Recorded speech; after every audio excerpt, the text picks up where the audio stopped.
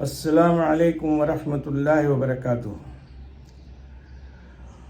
بات اللہ تبارک و تعالیٰ کے حمد و ثنا اور جناب رسول خدا صلی اللہ علیہ وآلہ وسلم پہ لاتعداد درود و سلام کے بعد عقیل احمد عرض پرداز ہے کہ آج اللہ کے ذکر کا بیان ہوگا۔ اللہ تبارک و تعالیٰ نے جہاں پہ قرآن کا ذکر کیا ہے، وہ قرآن کے مفہوم کو سمجھایا ہے کہ قرآن کو کیسے یاد کریں گے، تو قرآن کریم کی آیت ہے وَلَقَدْ يَسَّرْنَا الْقُرْآنَ لِلذِّكْرِ فَهَلْ مِن مُدَّكِرٍ، اور ہم نے قرآن کو آسان کیا ذکر کے ذریعے۔ اور پھر 14ویں سپارے کی آیت ہے اِنَّا نَحْنُ نَزَّلْنَا الذِّكْرَ وَإِنَّا لَهُ لَحَافِظُونَ، ہم نے قرآن کو نازل کیا، اِنَّا نَحْنُ نَزَّلْنَا الذِّكْرَ، ذکر یعنی ہم نے اس کو نازل کیا کیسے؟ ذکر یعنی یاد کرنا، ہمیشہ پڑھتے رہنا۔ وَإِنَّا لَهُ لَحَافِظُونَ، اور ہم ہی اس کی حفاظت کرنے والے ہیں۔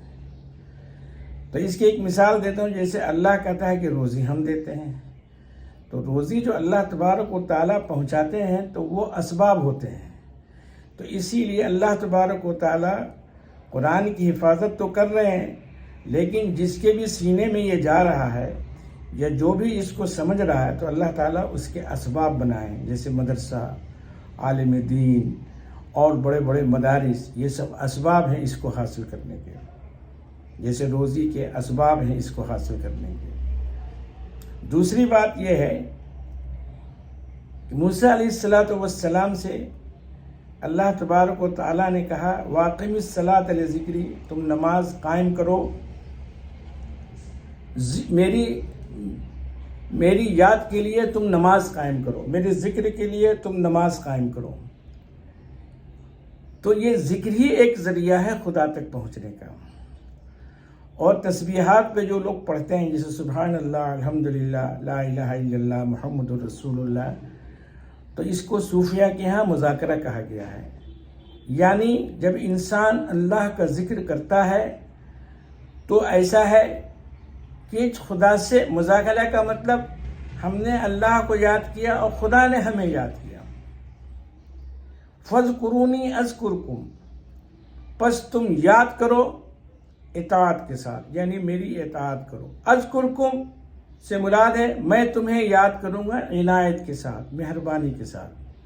تو جب ہم خدا کی یاد میں مشغول ہوں گے تو اللہ کی مہربانیاں وہاں شروع ہو جائیں گی، اور جب اس سے ہم غافل ہوں گے تو عفو و درگزر کا تو معاملہ اللہ کے یہاں ہے، بہت ہے، کسی حد تک ہے، لیکن کہیں نہ کہیں تو اللہ تبارک و تعالیٰ پکڑ لیتے ہیں۔ یہ بات ہو گئی۔ ایک واقعہ آپ کو ذکر کے بارے میں سناتا ہوں۔ کراچی میں ایک عالم دین کا انتقال، کراچی کے ایک عالم دین کا انتقال جدہ یا مکہ مدینے میں ہوا، لیکن یہ بالکل صحیح واقعہ ہے، سنا ہوا واقعہ ہے۔ تو ان کا انتقال ہوا تو ڈاکٹر یہاں آلہ لگا رہا ہے، لیکن ڈیتھ سرٹیفکیٹ نہیں دے رہا ہے۔ اب کیا وجہ ہے بھائی؟ وہ کہتا ہے یہ دل تو ان کا کام کر رہا ہے، لوگ بہت پریشان۔ تو آخر میں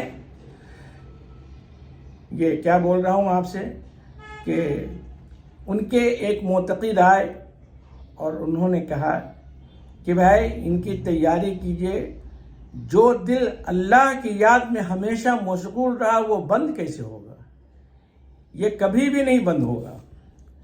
آپ اس کے بارے تو اسی حالت پہ ان عالم دین کو یہ کیا گیا، دفن کیا گیا، کہ جو دل اللہ کی یاد میں مشغول ہو وہ دل کبھی بھی نہیں بند ہوگا۔ ایسے بہت سارے واقعات جو ہے دنیا میں دیکھے گئے ہیں۔ اور ایک بات اور سن لیجیے کہ ذکر جو ہے، ذکر کا مفہوم کیا ہے کہ جو کام اللہ اس کے رسول کے حکموں کے مطابق کیا جائے، یعنی قرآن و سنت کے مطابق کیا جائے، وہ سب اللہ کے ذکر میں شمار ہوگا۔ یہاں تک کہ میاں بیوی جو آپس میں ہنسی مذاق یا ان کی ایک اچھی زندگی ہوتی ہے، دونوں ایک دوسرے کو ہنستے ہیں، کھیلتے ہیں، یہ بھی اللہ کے ذکر میں ہے۔ اور اس کا مفہوم سمجھنے کے لیے یہ کافی ہے کہ اچھی طرح سے سمجھ لیجئے کہ جب شیطان کی میٹنگ لیتی ہے اور وہ جب اپنے شاگردوں سے پوچھتا ہے کہ آج کیا کیا کام کیا، تو کسی نے اگر یہ کہا کہ میاں بیوی کے اندر ہم نے جھگڑا کرا دیا، تو کہتا ہے یہ تم نے کام پورا نہیں کیا۔ اگر یہ کہہ دیا کہ طلاق دلوا دیا، یعنی ایک دوسرے کو الگ کر دیا، تو شیطان بہت خوش ہوتا ہے۔ اسی طرح سے کوئی بچہ مدرسے میں جاتا ہوا مدرسے کو چھوڑ دے تو شیطان کی بڑی خوشی ہوتی ہے۔ یہ بات اچھی طرح سے ذہن نشی کر لیجیے۔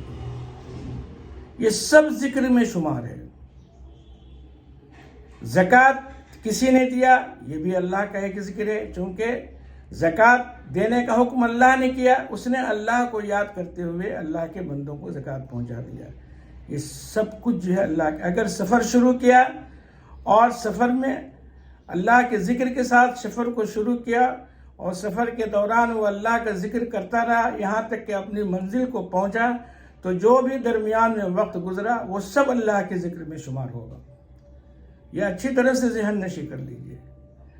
کھانا کھایا اس نے، بسم اللہ پڑھ کے کھایا اور بیچ میں الحمدللہ نشکر اللہ اگر پڑھتا رہا تو یہ بھی اللہ کے ذکر میں شمار ہوگا۔ جو کام قرآن و سنت کے مطابق کیا جائے وہ اللہ کا ذکر ہے۔ نکاح اس نے کیا اور اس نے نکاح میں کرنے کے بعد اپنی پوری زندگی قرآن سنت کے مطابق بیوی بچوں کے ساتھ گزاری، یہ پوری زندگی جو ہے وہ اللہ کے ذکر میں شمار ہوگا۔ یہ بات ہم اور آپ سب اپنے ذہن میں رکھ لیں، اور جو قرآن و سنت کے خلاف ہوگا وہ اللہ کا ذکر شمار نہیں ہوگا، اور یہاں پہ انسان کو چوکنا ہو جانا چاہیے۔ تو یہ بات آپ تک ہم نے پہنچائی، تو اس کو جو ہے عام کریں اور لوگوں تک اس کو پہنچائیں۔ اللہ تبارک و تعالیٰ کہنے سننے سے زیادہ عمل کرنے کی توفیق عطا فرمائے۔ وما علینا الا البلاغ۔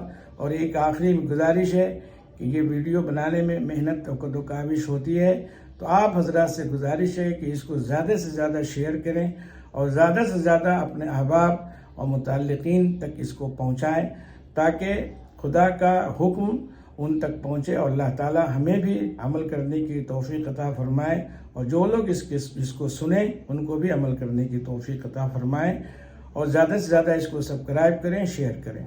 وما علینا الا البلاغ۔